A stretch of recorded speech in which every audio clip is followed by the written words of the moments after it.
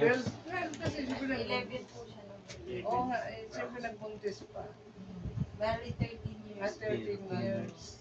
Kung merong nagalit sa pagpakasal ninyo, walang iba kundi yung demonyo. Taning. Kasi nakalaya kayo sa kasalanan.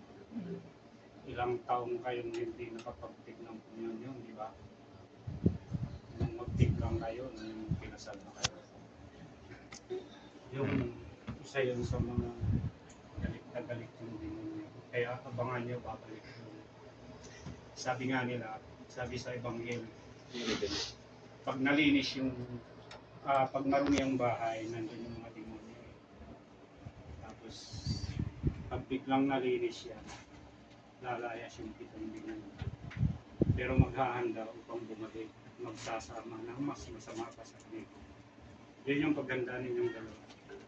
Dahil nung araw, nung hindi pa kayo kasal, nasa ilalim kayo ng kapangyarihan ng kasalanan. Yun yung tanda niyo. Tapos nung bigla kayo magpakasal, nakalaya kayo. Kaya magagalit yung demonyo. Bakit ang isang live-in o nagsasama sa walang kasal? Hindi na silang maghiwalay, sa mag-away. Dahil